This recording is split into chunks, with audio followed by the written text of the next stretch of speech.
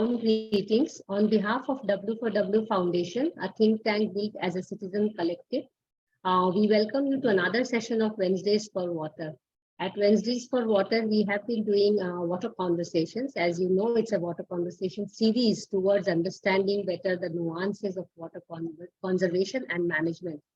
The objective is to engage with water experts, grassroots practitioners, policymakers, and youth to learn about their thoughts and ideas about these complex intertwined issues which are associated with water and the possible solutions they have been working upon.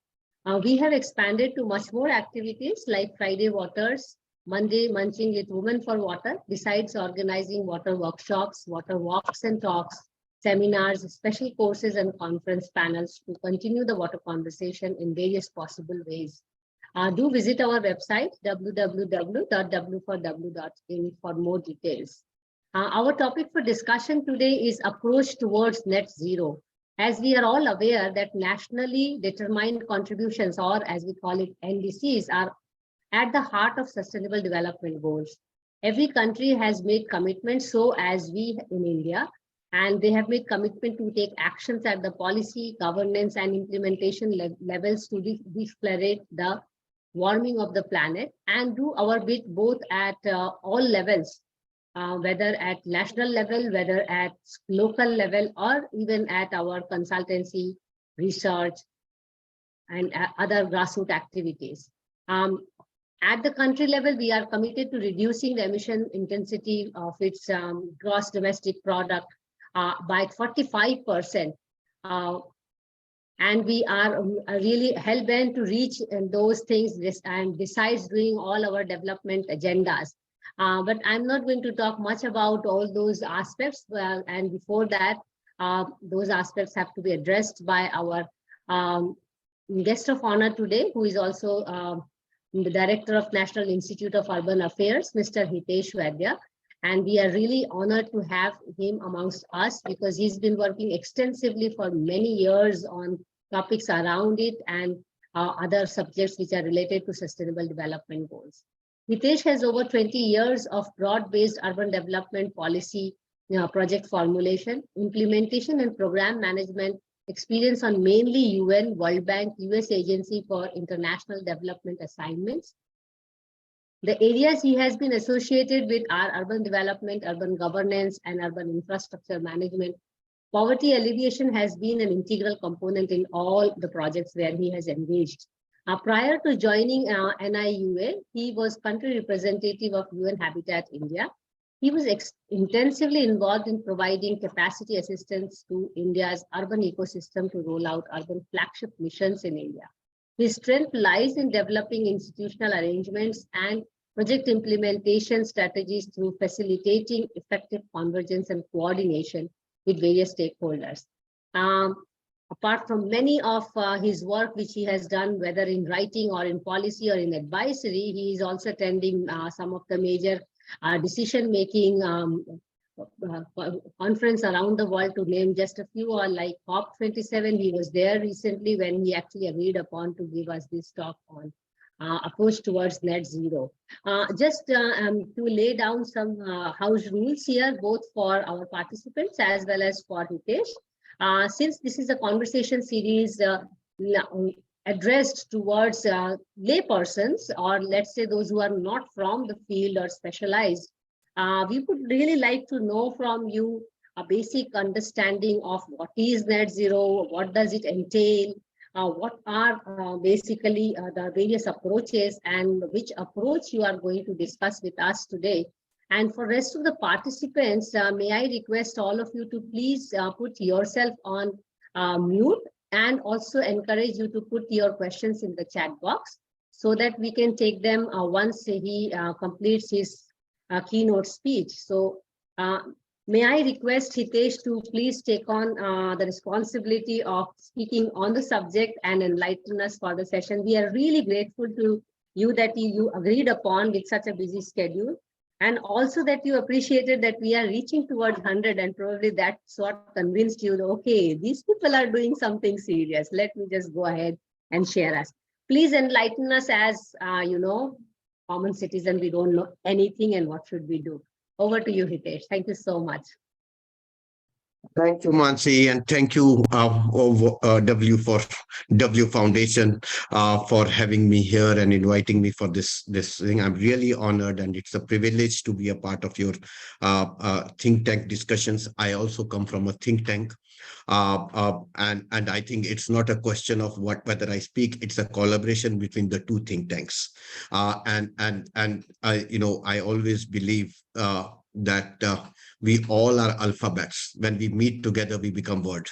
And that is Yes. what the philosophy is, because alphabets on its own does not make any meaning. But when they connect, they can create a number of words, which can then lead to making a sentences and making a change. So I feel it is, whether we like it or not, it's an aggregation of minds. We may not be succeeding in segregation of waste, but at least by collaborating like that, we are a meeting in aggregation of minds. So thank you for having me there.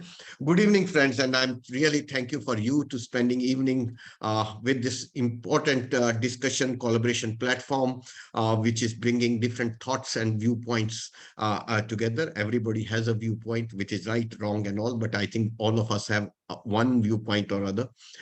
Even though I'm taking you a little bit away from water, but water becomes, when we talk about net zero, when we talk about it, water remains an integral part of it, but maybe not very specific on water today. But I'll talk about net zero, what thinking Mansee has talked about just now, and see how I can be able to, you know, try to make things better and understandable, see if it can be of any use to you, all of you. So thank you for having me there. While Mansee did talk about global commitments, from net zero, where US has said that we will be net zero by 2050. China said we will be net zero by 2060. India said we will be net zero by 2070. Uh, these are commitments, these are long-term commitments. But what it has really changing, and that's where my topic today will be. What we are changing is, earlier we used to talk about visible and tangible. Now we are talking about invisible and intangible. We are moving from that visible to invisible, because none of us can visualize what will be the world net zero. We all, what we are doing by this type of collaboration is trying to create those dots, trying to create those patterns, trying to create that momentum, which takes us from visibility to invisibility, and to show us that hope, where we want to see a world in a different lenses altogether. And I think that's the journey which we are. There's nothing single pathway. There are different pathways. All of us have to come up with our own pathway. It can be, India will take a different pathway, US will take a different pathway. But what we are all struggling for, or we are all working for, that we leave a better planet for the next generation to come. They should not say that we have not been given a good planet. And I think all our struggles, all our efforts, all our challenges are to create that new land, or new, if I call it Western mythology, promised land, where we can define those pathways to reach that area. Well, Mansee also talked about national commitments, and we had 5 national commitments, which were: raise the fossil fuel-based energy capacity of the country to 500 gigawatt, reduce the total projected carbon emissions by 1 billion tons, carbon neutral and achieve net zero emissions by 2070. 50% of country's energy requirement would be met using renewable energy. Carbon intensity of economy to reduce to less than 45%. And India has actually, I'll talk more on the urban side, but India has 2 NDC, which has been approved by the cabinet, is 50% of the country's energy requirement would be met using renewable energy sources by 2030, and carbon intensity of the economy to reduce to less than 45% by 2030. Uh, these are big intentions. We all have intentions, but end of the challenge is, how do you convert intentions to actions? you know, unless you convert these intentions to actions, uh, intentions remains as intentions, and nobody can, you know, because some at least I know that I'll not be alive by 2070 to see whether intentions have converted to intention. But what we can do is we can play a significant role that intentions get converted to actions. And India has started working on that. So one thing which India has started is, and one of the big thing is a life project, life strike for environment movement.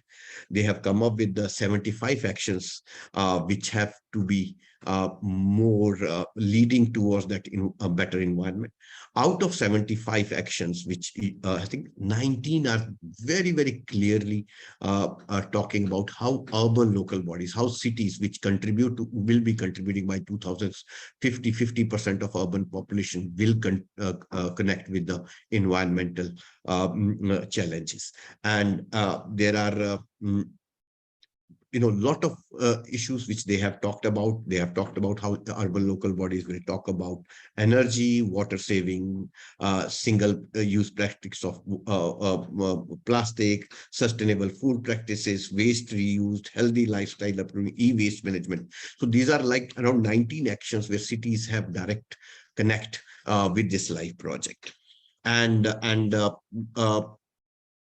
this 50% energy requirement by renewable energy by 2030, we have moving towards that national solar mission, which is going to talked about reduce conventional energy consumption and related GHG emissions, and we have the plan is to reduce, CO2 equivalent emissions. So that's a lot of effort towards the renewable energy using solar.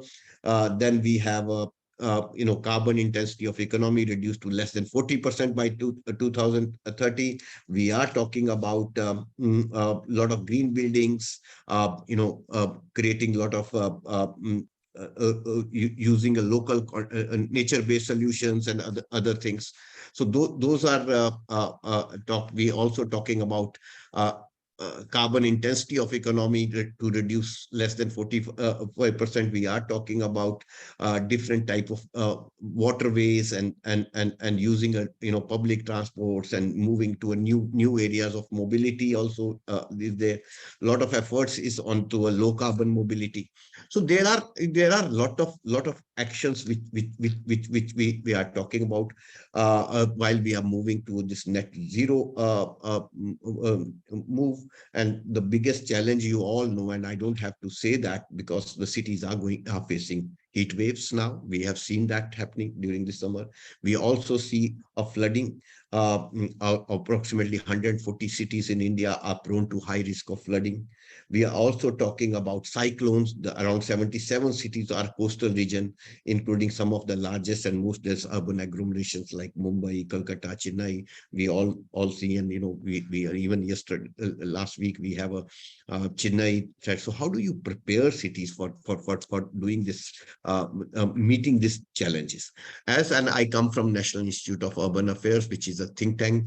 I may not be doing a lot of projects, but what I can do is, what as a capacity think tank, how as a think tank which is has a constituency of 4,400 local.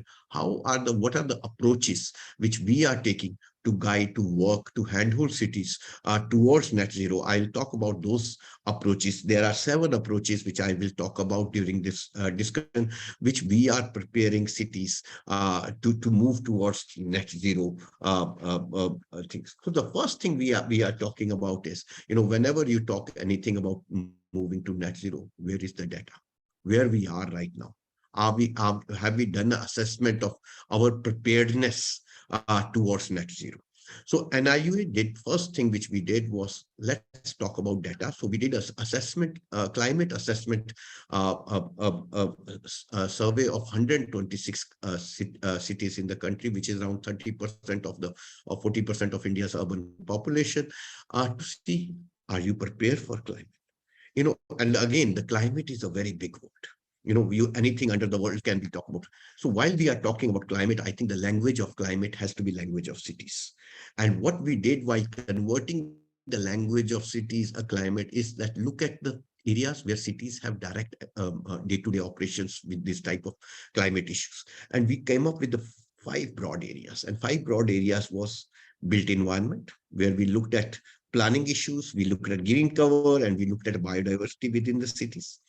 The second thing we looked at about green buildings. How do you make that? Because that's their area. Third area we looked at is mobility and air quality. Fourth, waste management, and fifth, water management. So these were the five areas which we said, let's see in these five areas, which are day-to-day operations of cities, how cities are prepared. We are not looking at a good, bad, ugly. What we are saying, level of preparedness for moving. What are the challenges you have? So based on that, based on the development indicators, you have started thinking about it. You have done some thinking, you have taken action about it. You have done some actions, you have made some policy about it. You have done some policy, you have done some demonstrative projects about it. You have a demonstrative project, have you scaled it up? So these were the five areas. And we looked at that, and that based on that 126 cities, we have created a urban observatory, a climate data observatory. And the idea is that cities can now look at it where it's what is the national average, how I am doing against the average, what is the other international cities are doing in that indicator, where am I there, and where my peer cities or other cities are doing. So they get that observatory, they can look at it, they can work on it, and they can say that, okay, these are the action areas for where I can really need to work upon. If our climate and mobility is my big challenge, what are the key areas? Based on that, we also came up that we for each indicator, we came up with a capacity capsule that if you want to go from X to Y, then how do you go about it? What are the challenges? What is the roadmap for that? So that's the area where we are creating an ecosystem approach. We are not looking at climate as a project approach, but looking at a climate as an overall ecosystem approach, and trying to resolve that, give a more guidance to the cities to move towards that ladder of climate preparedness.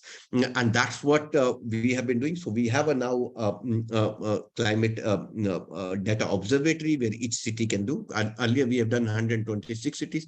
This year we want to move this data from 126 cities to 250 cities, so that at least all the cities know what are the challenges. And we can also develop as a capacity capsules that these are the clusters which are looking at mobility, these are the capacity we have a challenge in waste management. Then focus our capacity work based on the exact, rather than giving a very generic thing, very specific and thematic support to cities and handhold cities to from moving X to Y, because we all want our cities. People all talk about what to do, why to do, how to do, but as an NIUA, our focus is who is going to do it. And we are focusing on who, because unless you create that skill set of that who to move you X and Y, you want a Maruti 800 driver tomorrow to drive a Jaguar. He will not be able to drive a Jaguar unless you give him a specific training of how to drive a Jaguar. So that's where we are talking. We are focusing of you want that 2070, then how should he drive it, to build that skill set for that within the urban local bodies, so they can help them to move from X to Y and more efficiently and more effectively. So that's a one area where we are working on. Second area where we are talking about it, we all talk about data, but data will give us broad influences. We will need to then include that data in our legal and financial instruments. Unless we have a data, then unless it start influencing our financial instruments, our planning instruments, and our legal frameworks. So unless you build this data into legal, financial, and planning instruments, data will remain data. So what we are doing based on the learnings, we are looking at how do we mainstream this into the planning exercise. So look at what are the planning instruments we have. We have a master plan. So if we have to do a thing, then how do I, based on data, try to look at green, blue infrastructure within my planning instrument, focus on that.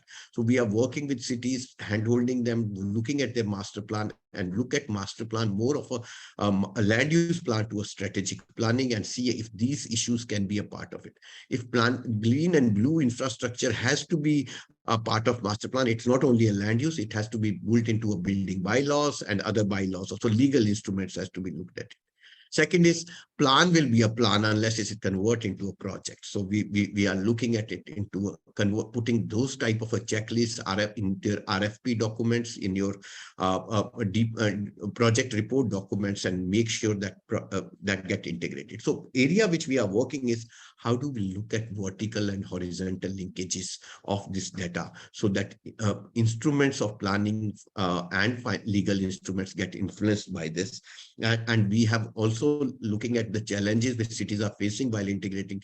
How do we do a vertical linkages where we can influence some, enable the policy instruments, so that to help and guide the cities. So that's the area, and IU becomes a thing where we can take the voices of cities and push it to the policy levels, to say these are the challenges while we are doing it, and how do you do it. And we did once with a river city alliance, where we have now done a good, and I'll talk about it. But what we did is, well, we created a framework for how to mainstream rivers within the planning process, because all of you knowing that when we see a city, river is looked at, and a city are looked at two ecosystem. We try to bring them, rivers and cities, together.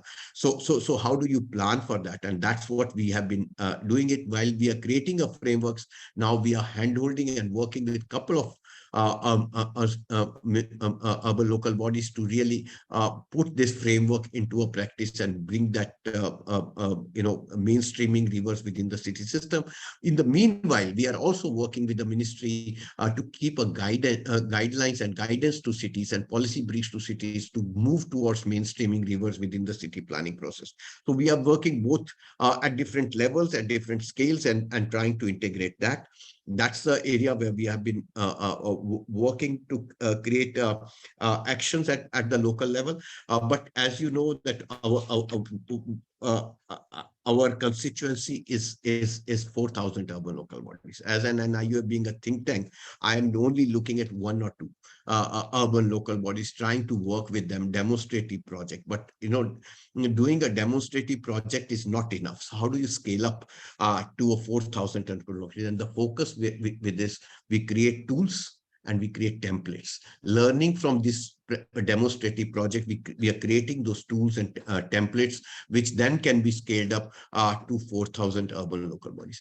I can go on preaching saying that mainstream rivers has to be done unless I showcase them on the ground, and also give some kind of a tool based on that, which the city leader can really work on it and show. So we have now started creating those tools and templates where at least a minimum viable product can be prepared and done, and then they can contextualize that based on their needs and requirements and make that changes and customize that because of their need. But I can say that this is the minimum, like a master plan, if has to promote, these are the minimum things which has to be looked at it.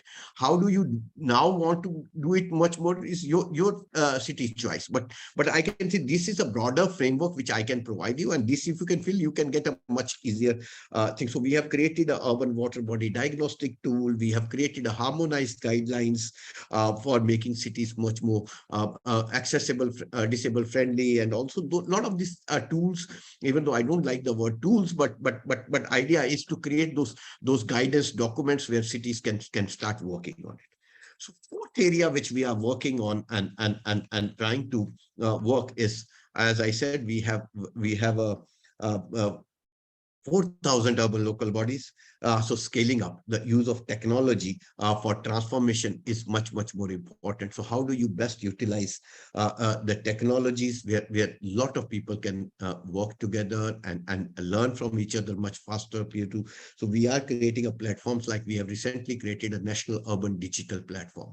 The idea of national urban digital platform is prepare cities for appreciating the data, creating data protocols, creating data security system, so everybody does not do it again and again, but create it well. While there's also idea that we can have a common platform where cities can put the data, become a part of it, and we can at least start targeting a citizen-centric services, which can then be worked on it. So this is another area where we are moving.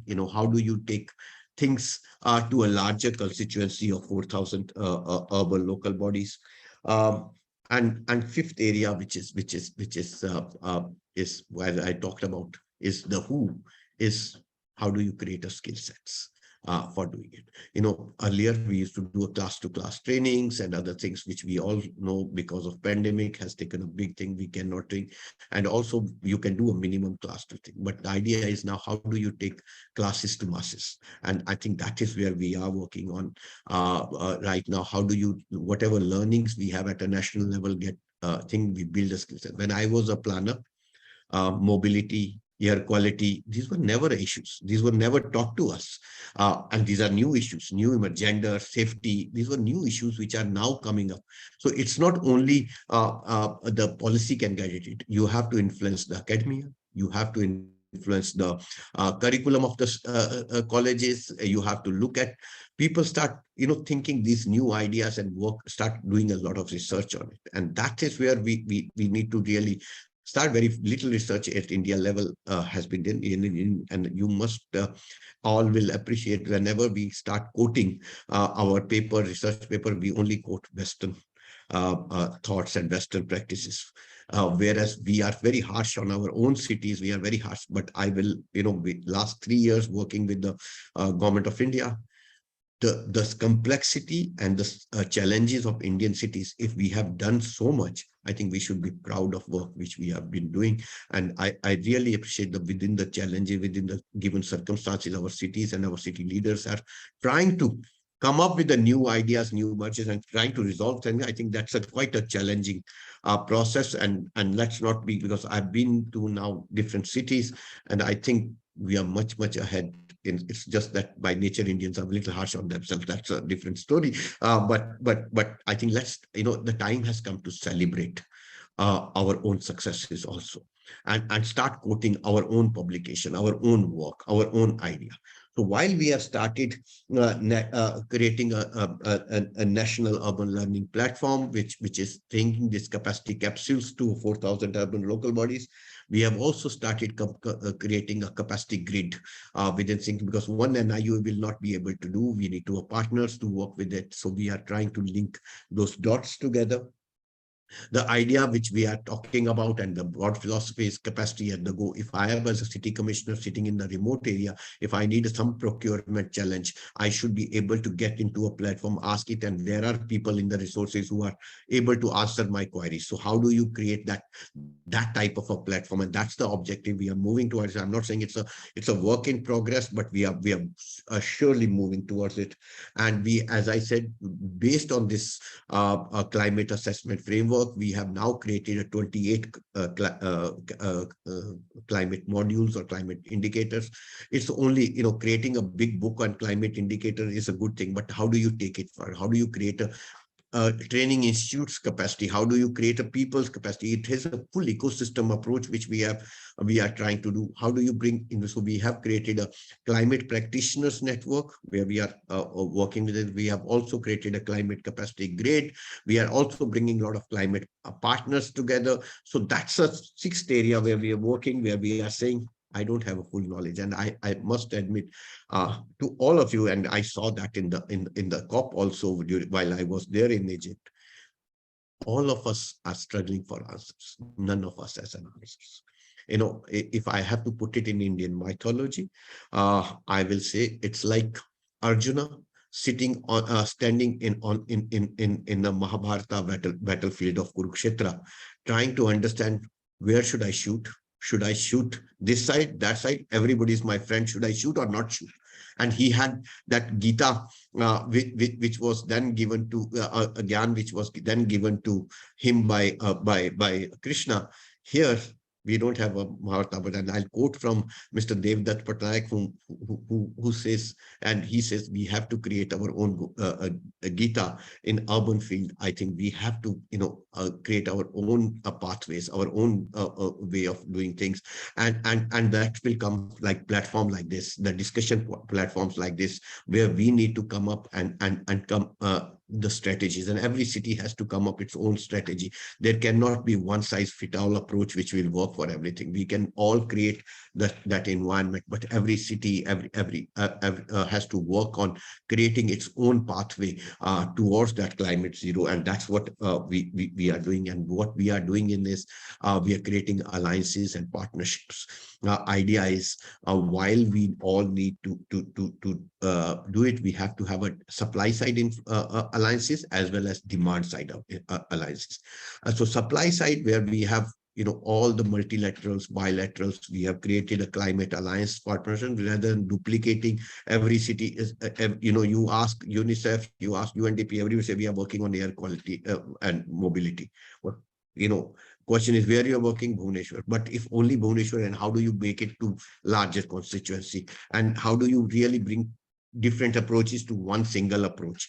And that is what we are saying, looking at bringing all the supply side people together into, and the River City Alliance. And I was told that we have now almost 100 cities which have agreed to work with the NIUA to look at this urban river management framework, which NIUA has developed, to mainstream that within their master planning exercise.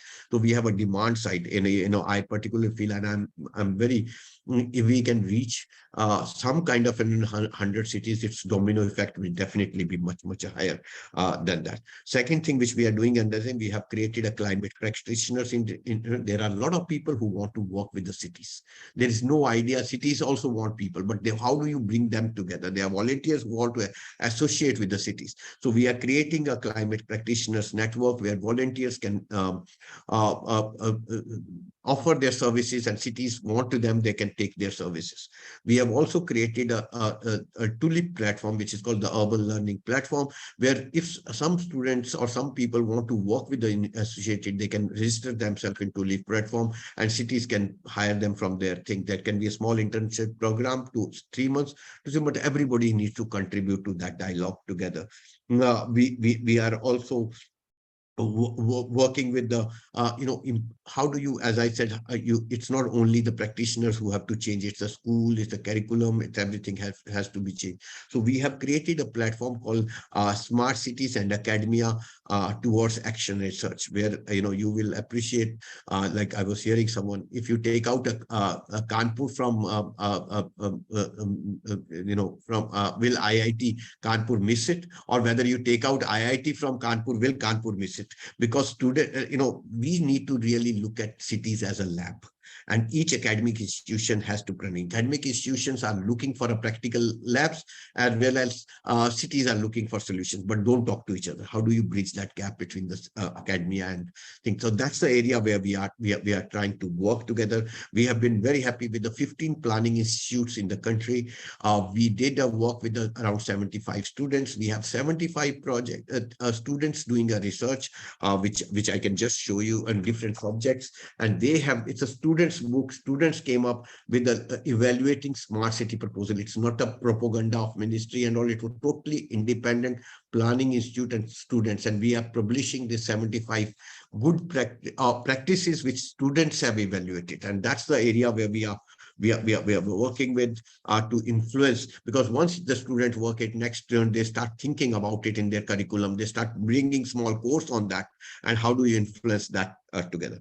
So that's my seventh point, which I'm saying, we all might be reached. Now you need a new thinking. You need to build young leaders for the future, because 2070 I will not be there. There will be a lot of people who are thinking, and these young leaders have to start taking the onus and start building on taking a new areas, and we need to really excite young leaders to start looking at urban as one area of work, and climate being a part of it. With 50% of thing, climate is it's not a LIC policy that if you don't take a policy you will die. It has to be a part and parcel, that it's not for me, but जीवन के साथ भी जीवन के बाद भी that is the way we need to really look at the climate, and not make it scared that something is going to end. The world is not going to end in that way, but definitely it has to be a better world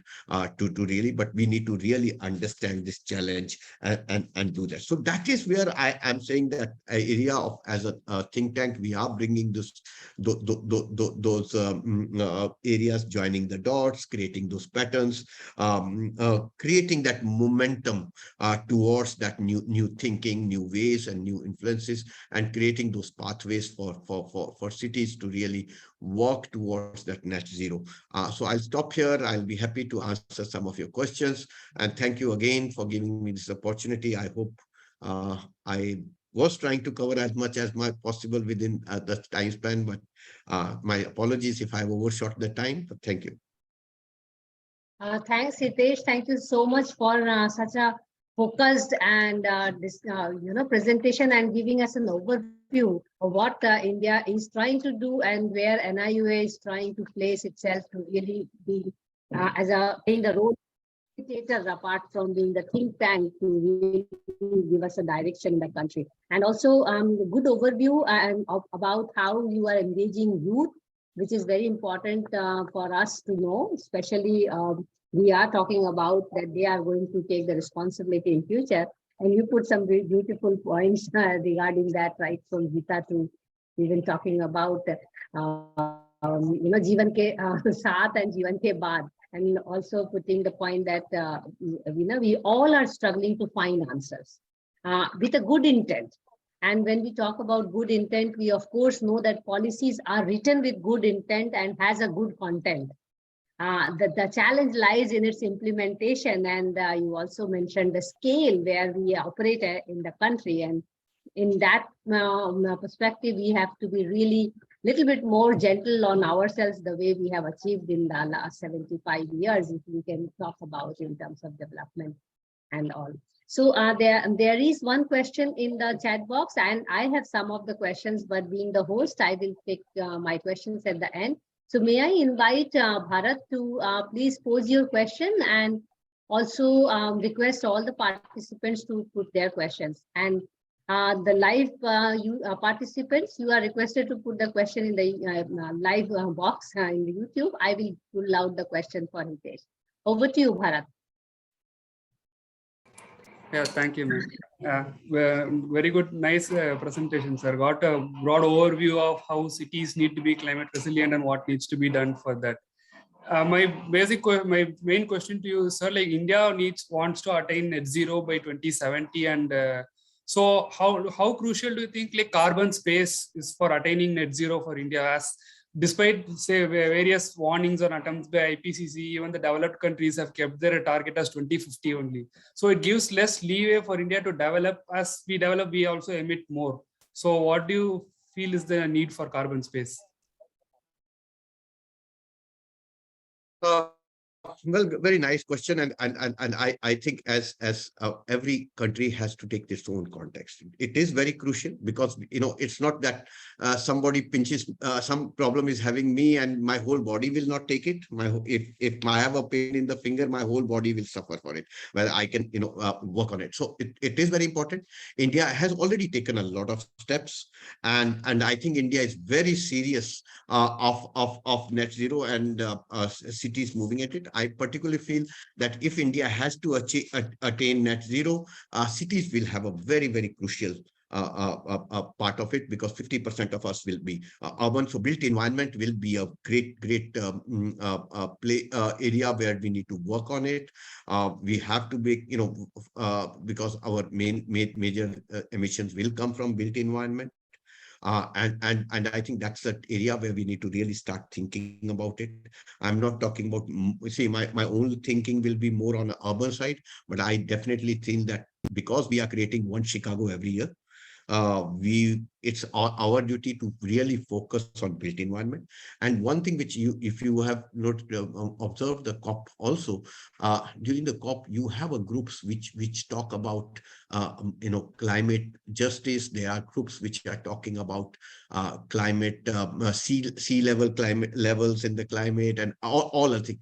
But this is the first time this COP27 they started in talking about built environment coming to carbon.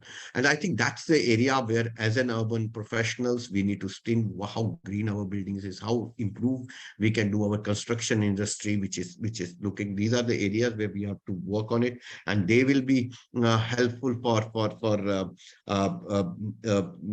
our achieving the goals by 2030, which is carbon intensity of economy to reduce by 45% or things. So unless we have already started talking about solar emission, we have also talking about green buildings, but I think more improvement has to be done from that. But saying that it is not important for India. I think it is equally important, and only areas which area we focus much more. And as an urban, I think we need to focus much more to use those technologies, built environment technologies, which can be then.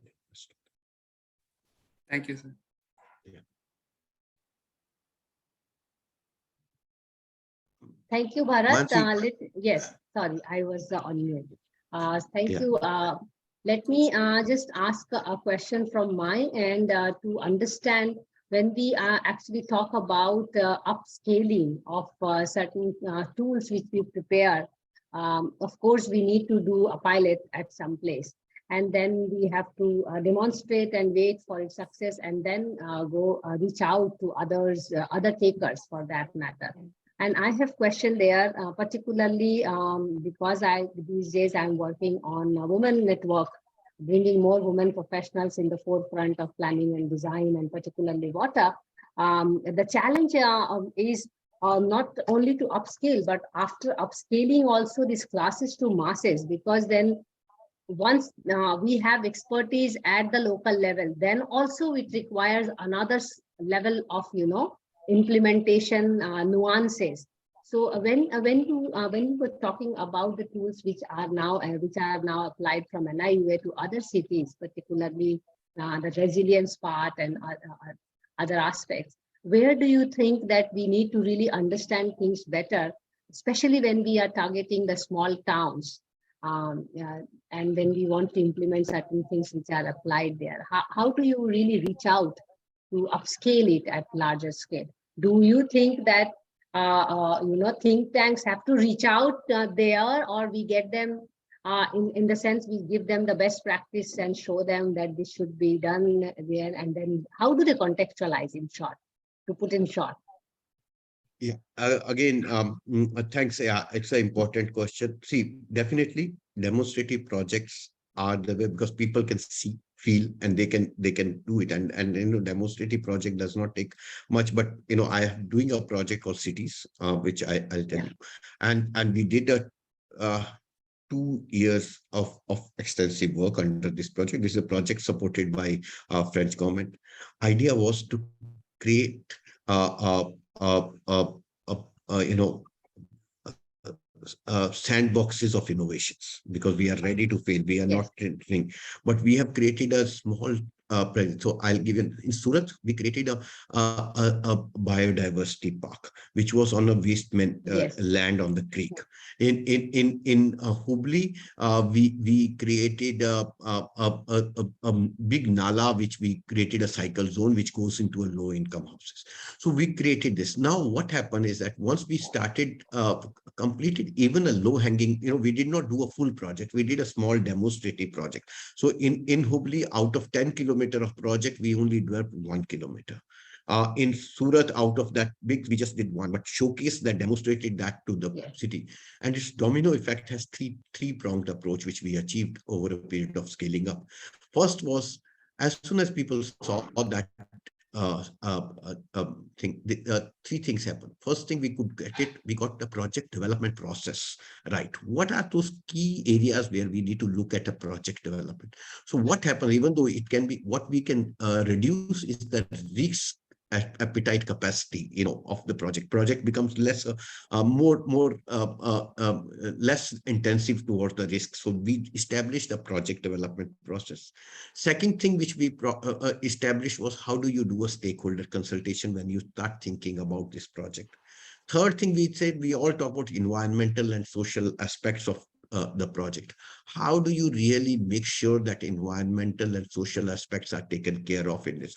So while doing this, it took a first time, which was around 24 processes we involved, which took a huge time. But based on learnings, we have now come up with the 8 processes. And based on what we did there, we have now requests from almost 5 states in the country to start 100 biodiversity parks. So that's the scaling which we have, is definitely there.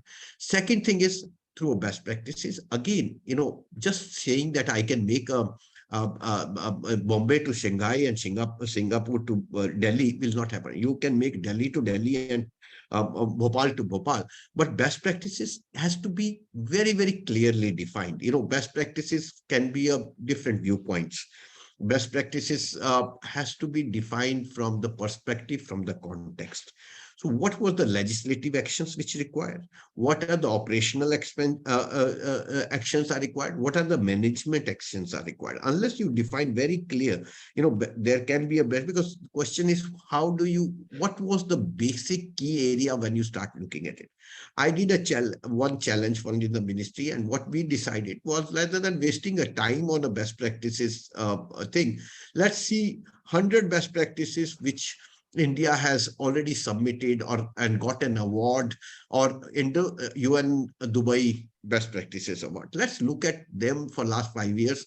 How many practices were there which got at least under 100 categories of this? And we, after a lot of shortlisting of 6 months, we came up with the 10 best practices that which was recognized by the world, which was cities had got an award. Cities had some kind of a recognition for that best practices, and we thought it's better to compile these 10 best practices, which are Indian best practices only, not influenced by anything, has been got a reward, and let's replicate them and give a challenge. We are only replicating, but before replicating, let's go back and see whether that practices is there or not. You believe me, out of 10 which we shortlisted, 5 best practices were discontinued after the award was given. 3 people did not even know that they were awarded for best practices. Cities had no. Only end of the we had only 2 or 3 best practices which there was some kind of. So we had to abandon that practice of best practice. So best practices on its own, it's nice, but it has to be linked. And I think that's what we are trying in NIUA. We are saying that look at best practices, look at what is a best practice. What was the condition? It was for economy. It was for improving community practice. Make it as simple so that when a practitioner or a city leader want to say, I want to improve my slum, he goes to a platform. He says, okay, I want to do a slum work on the slum. Then it gets the best practices, which are the good best practices. Then he goes on to a dating, and then he gets his perfect answer. Get that, you think he will read? Nobody has time to read. You have to make those best practices available to that format. That's the second area. Third thing which I believe in, the language which as a practitioners we talk, and the language which cities understand is 2 different languages. Yes. Our ABC is different than their ABC. So we need to get our best practices into that language which they have said. So that is what I say, when we talk about climate, if you go with I want to do a mitigation, I want to do adaptation, I want to do a climate financing, I do a green bond, they'll say, take a walk. Tell me, I have a waste management problem. Help me out. How it influences the climate is a different story. Then we will make that story. First, tell me, how do I do it? How do I do a scientific disposal of my waste? How do I proper distribution of my water? How do I bring water from the source to my distribution using a best optimal? If that is the support, if we can work in it and then start talking about the climate story, weave into that. That is where we need to work. So there are different approaches for making that climate, but I think my biggest thing, it think that we say something and cities will agree on this. That has to be very, very different. It has to be very, very city specific. It has to be understood by the cities, and he should see a value in what we want. He should see, yes, this is going to be that transformation which he is looking for. We can say again, I sometimes say that the perspective has to be, whether we are looking, my perspective is this way, somebody else's perspective will be vertical, and somebody will be a horizontal. So we have to understand what perspective we have to see, and we have to see a problem from the city's perspective, city's lenses. Where is the pain point for him to really work and give a solution, and then weave around our thing. So we have to, his element is stomachache. You can give him vitamin B separately, but first thing is give him a stomachache problem, and then you say you can take this as a supplementary also, which will help you much better and in prison. Yeah.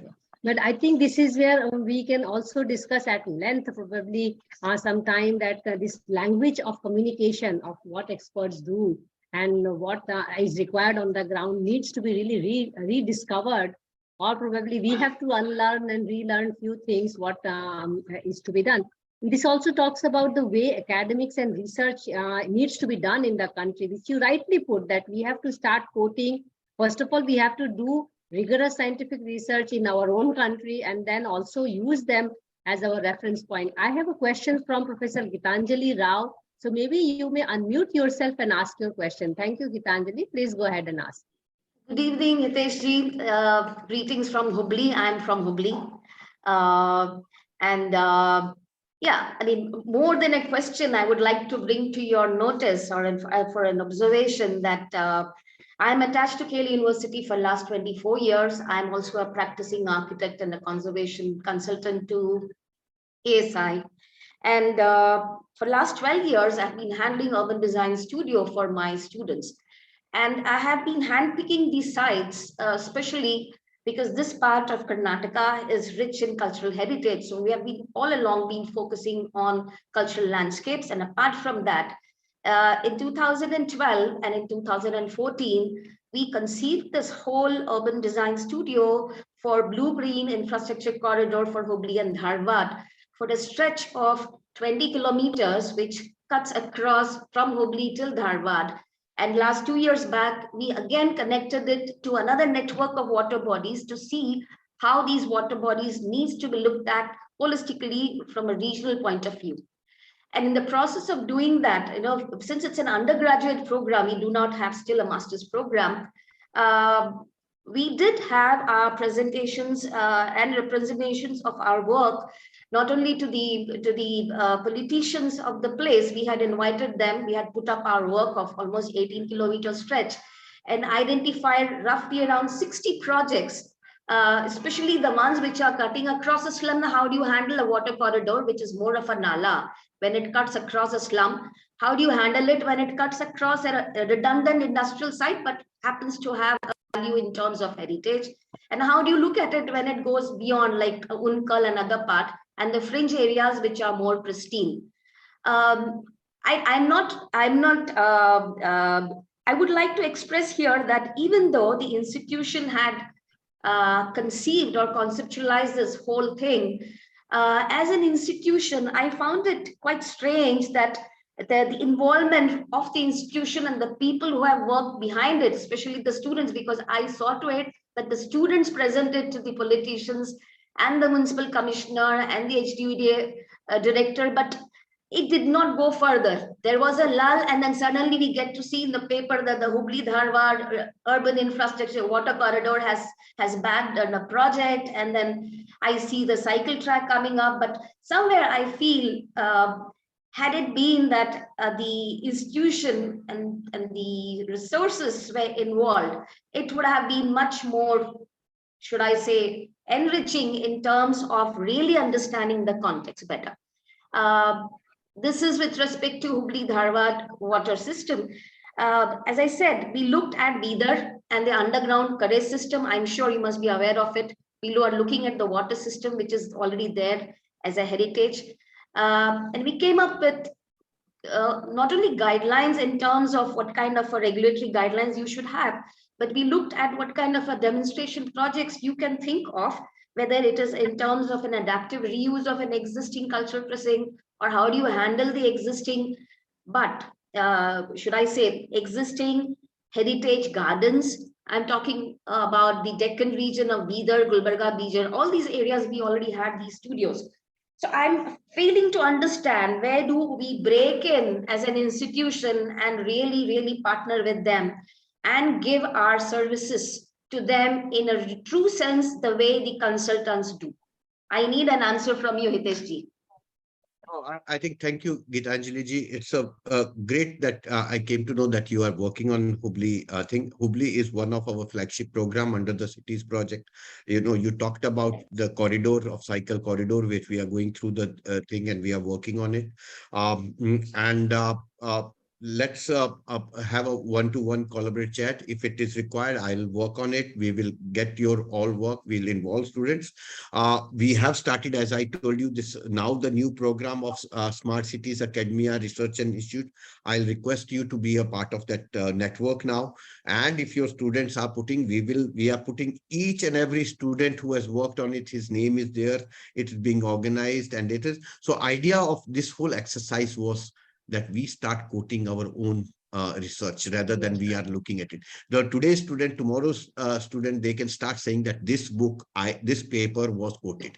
So idea is more and more Indian case studies, Indian use cases can be documented, where we are working, and students are the best people who can document this, and these can be then reviewed as well as guided by the professors like you, so that not only a student get quoted and others, but the professor, the mentor, who all becomes a part of this network, they get influence, and we create, tomorrow I should be that we have 100 cases or use cases from India, Yes. which we can then talk about it. See, I've always been, whether I was in UN Habitat and all the, India has reached ABC. If you have an XYZ, please teach us. But ABC, we can also teach someone else. So that's my thing, that we need to create our own pride in our own work. We need to start looking at that much more rigorously. And I know there has been a challenges of academic and practitioners. We have never been, but now we have started this exercise. I request your institute to write to us, and we will definitely be part of this Hubli. We have just created a sprint thing in Hubli a month back. We are creating another sprint. We are moving for cities, and during the cities, we have people coming from France who did a study, students coming from France universities who did a great study of Hubli, and I'll share their findings also with you. But idea is, let's be a part of this network now and take it forward. Thank you so much. Definitely. Yes. Yeah, I think this is very much required. I will hold my question here. Thanks, Geeta. But I have Jatinder, Professor Jatinder Kaur has another wonderful question. Little bit offbeat, but I think it is high time when we are talking about Indic knowledge and all. So Jatinder ji, may I request you to unmute yourself and engage with Hitesh, because then it is more, humanly in this digital world. Yeah. Good evening, Hitesh ji. Good evening, Mansee. Actually, I am in the cab right now, so probably it won't be suitable for you me may just to speak. Yeah. Yeah, Okay. so I can speak. So I'm just curious, because I have been thinking, about the role of engaging the religion and the religious bodies in promoting sustainability. Maybe it is water, or maybe the other key issues. Because when Hitesh ji said, because there is a communication gap. Somehow, understanding the language of the policies at the community level. So maybe if there is a possibility of engaging the religious bodies and the religion as a mode of talking about the sustainability, starting the conversations related to sustainability, is there a possibility? Hitesh, you are on mute. Okay, sorry. No, I think very, very nice question, and my lot of my thinking while we are talking about sustainability, and if you go back to a mythology of Indian mythology and look at what is the I'll give you a story. Maybe I like telling stories.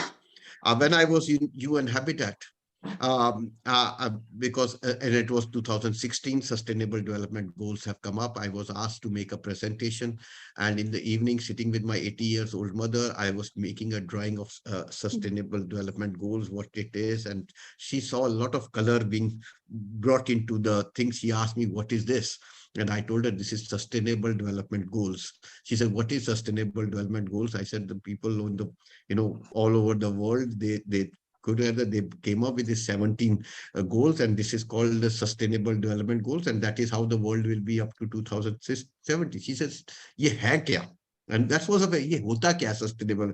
So I said, इसमें ये कहा है कि हम कोई गरीब, पहला गोल है कोई गरीब नहीं होगा, no poverty, no. So I explained to her from 1 to 18 कि ये करना है. And she looked at me and she said, सर्वे भवन्तु सुखिना, सर्वे संतु निरामया, सर्वे भद्राणि पश्यन्तु, माँ कश्चित् दुःखमा पुण्यात्। बोला इससे ज्यादा इसमें क्या है? जो मैंने ये शब्द बोला और तू ये 17 इतने ज्ञान की बातें कर रहा है, तो मेरे शब्द में और इसमें फर्क क्या है बता तू। So I 100%, if a 80-year-old lady could understand this in one shloka, why not use it?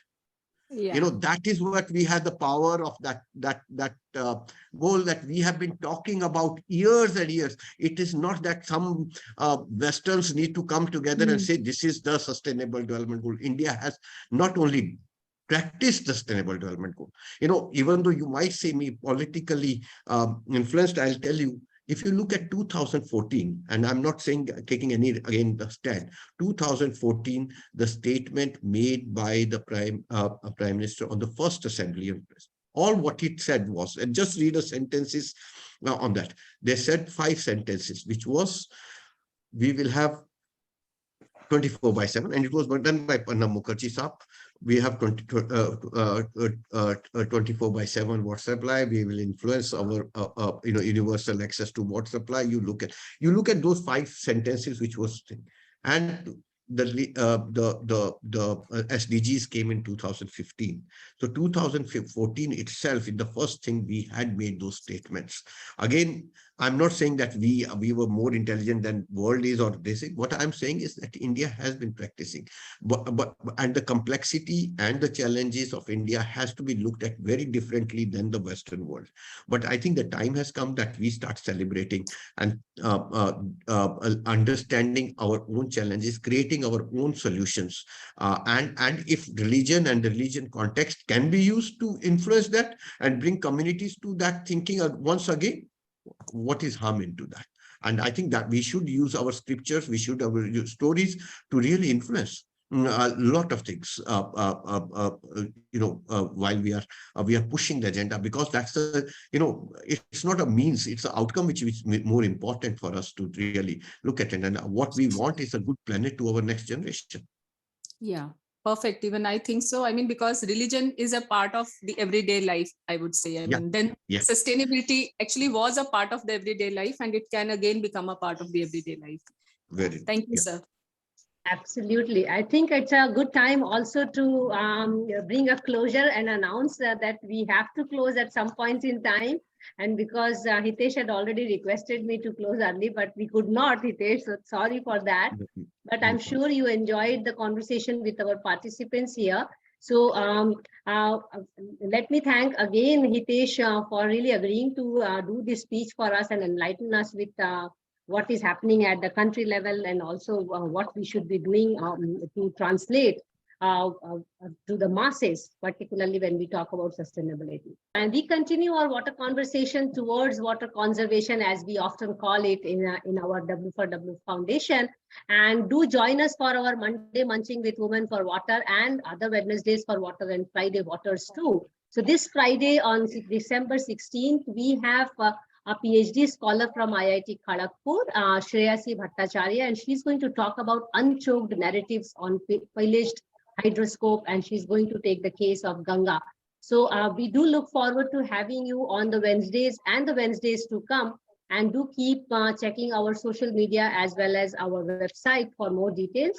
And once again, thank you so much, Hitesh, for making it happen for us. I was really hoping that you will make this day for us. Thank you so much.